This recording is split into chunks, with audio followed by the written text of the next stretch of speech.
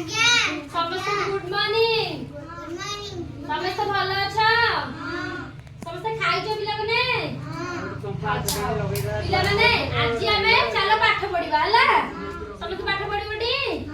ଆଜି ଆମେ କଣ ପଢିବା କହିଲ ପିଲାମାନେ? ଆଜି ଆମେ ପଢିବା ଗଛ, ପତ୍ର, ଫୁଲ, ଫଳ ଓ ପନିପରିବା। ଆମେ ସମସ୍ତେ ଗଛ, ପତ୍ର, ଫୁଲ, ଫଳ ଓ ପନିପରିବା ବିଷୟରେ ଜାଣିବା। ପିଲାମାନେ ତମେ ସମସ୍ତେ ପରିବା ଦେଖିଛ? ଗୋଟେ ପରିବାର ନାଁ କହିଲ? ଗୋଟେ ପରିବାର ନାଁ କୁହ? ଟମାଟୋ। ତମେ ଗୋଟେ ପରିବାର ନାଁ କୁହ? ଆଳୁ। ଆଳୁ। ତମେ ଗୋଟେ କୁହ? ତମେ ଗୋଟେ କୁହ? ତମେ ଗୋଟେ କୁହ? ଭେଣ୍ଡି। ତାହେଲେ ତମେ ସମସ୍ତେ ପରିବା ଜାଣିଛ ନା?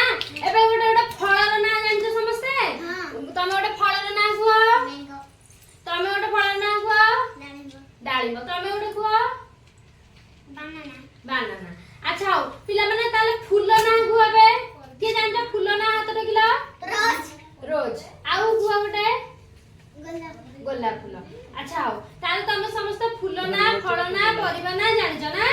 ହଉ ମୁଁ ଏଥରକ କେତେଟା ତମକୁ କ୍ୱେଶ୍ଚିନ୍ ପଚାରୁଛି, ତମେ ମତେ କହିବ। ଏବେ ଆମେ କହିଲ ପିଲାମାନେ ନା ତମେ ସମସ୍ତେ ଟମାଟୋ ଦେଖିଛ? କହିଲ ଟମାଟୋର ରଙ୍ଗ କେମିତି? ଟମାଟୋ ରେଡ୍ କଲର ନା? ଆଚ୍ଛା କହିଲ ହେଲା ଆମ୍ବ ଦେଖିବାକୁ କେମିତି? ୟେଲୋ। ଆଚ୍ଛା ପତ୍ର ଦେଖିଛ? ପତ୍ର କୋଉ ମାନେ ଦେଖିଛ ହାତ ଟେକିଲ? ପତ୍ରର କଲର କେମିତି? ଗ୍ରୀନ। ଆଚ୍ଛା କହିଲ କଖାରୁ, କଖାରୁ ଫୁଲ କିଏ ଦେଖିଛ? କଖାରୁ ଫୁଲ ଦେଖିବାକୁ କେମିତି? ୟେଲୋ। କହିଲ କେଉଁ ପରିବା ଖାଇଲେ ଆମ ପାଟିକୁ ପିତା ଲାଗେ? କଲରା ଖାଇଲେ ଆମ ପାଟିକୁ ପିତା ଲାଗେ। କହିଲ କୋଉ ପରିବାଟା ଆମ ପାଟିକୁ ମିଠା ଲାଗେ? ନା ପରିବା, କୋଉ ପରିବାଟା ଆମ ପାଟିକି ମିଠା ଲାଗେ? କୋଉ ପରିବା ମୁଁ ପଚାରୁଛି? ଗାଜର। କୋଉଟା? ଗାଜର ଖାଇଲେ ମିଠା ମିଠା ଲାଗେନି? ହଁ। ଆଚ୍ଛା କହିଲ ପିଲାମାନେ ଆଉ ପତ୍ରର ରଙ୍ଗ କେମିତି? ଗ୍ରୀନ। ହଉ ତାପରେ ଏବେ କହିଲ କଞ୍ଚା ଲଙ୍କା ନା ଦେଖିବାକୁ କେମିତି? କଞ୍ଚା ଲଙ୍କା ନାଲି? ଗ୍ରୀନ। ଆଚ୍ଛା ହଉ ମୁଁ ଏବେ ତମମାନଙ୍କୁ କେତେଟା ପରିବା ଦେଖେଇବି, ତମେ ମତେ କହିବ ସେ ପରିବା ନାଁ କଣ? ଆଉ ସେ ହଉଛି କଣ କହିଲ? କହିଲ ପିଲାମାନେ ତାର ଏଇଟା କଣ? ବାଇଗଣର ରଙ୍ଗ କେମିତି? ଆଚ୍ଛା ହଉ ଏଇଟା କଣ କହିଲ? ଟମାଟୋ। ୟାର ରଙ୍ଗ କେମିତି? ରେଡ୍। ହଉ ଏବେ ଏଇ ଦିଟା କଣ? ଏଇ ଦିଟା କଣ ପରିବା ନା ଫଳ? ପରିବା। ଏବେ ଫଳ ଦେଖିବା। ଆଚ୍ଛା ହଉ ଏଇଟା ପିଲାମାନେ କହିଲ ଏଇଟା କଣ? ୟାର ରଙ୍ଗ କେମିତି? ରେଡ୍। ଏଇଟା ଗୋଟେ ପରିବା ନା ଫଳ? ଏହା ଆମ ପାଟିକି କିପରି ଲାଗେ? ମିଠା ଲାଗେ। କିପରି ଲାଗେ? ମିଠା ଲାଗେ। ହଉ ଏଇଟା କହିଲ ପିଲାମାନେ କଣ?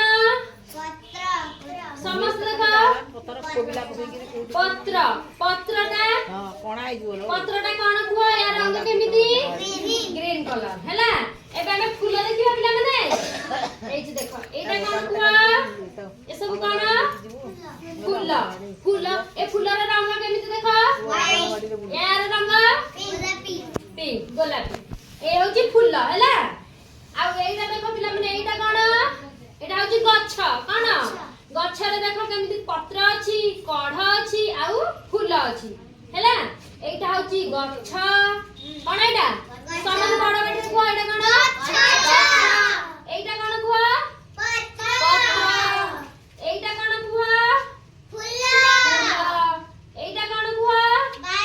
ପରିବା। ଏଇଟା କଣ? ପରିବା। ଏଇଟା କଣ କୁହ? ଫଳ।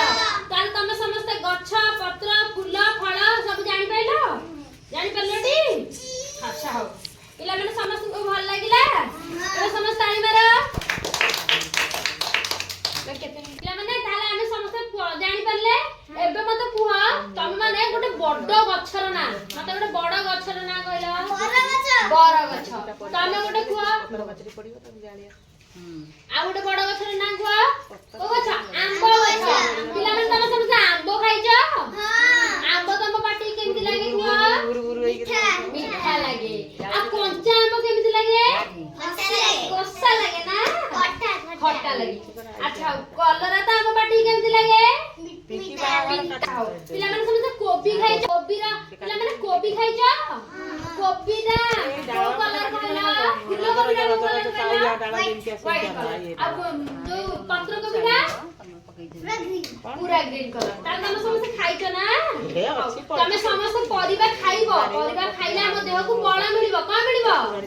ସମସ୍ତେ ପରିବା ଖାଉଛ? ହେଲା ସମସ୍ତେ ପରିବା ଖାଇବ ହେଲା। ବୁଝିପାରିଲ ସମସ୍ତେ? ଏଥରକ ସମସ୍ତେ ପରିବା ଖାଇବ। ଆଉ ଜମା ପରିବା କାଢିକି ଫୋପାଡ଼ିବନି। ଡାଲମାରେ ଆମେ ଯାହା ସବୁ ପରିବା ପକେଇବା ସବୁ ପରିବାକୁ ଖାଇବା। ପରିବା ଖାଇଲେ ଆମ ଦେହରେ ଶକ୍ତି ହବ। ଶକ୍ତି ହେଲେ ଆମ ମୁଣ୍ଡରେ ବୁଦ୍ଧି ହବ। ବୁଦ୍ଧି ହେଲେ ଆମେ ସମସ୍ତେ ବହୁତ ସାରା ପାଠ ପଢିବା। ଜାଣିପାରିଲଟି? ଏଥରକ ସମସ୍ତେ ପରିବା ଖାଇବ। ଓକେ ତ?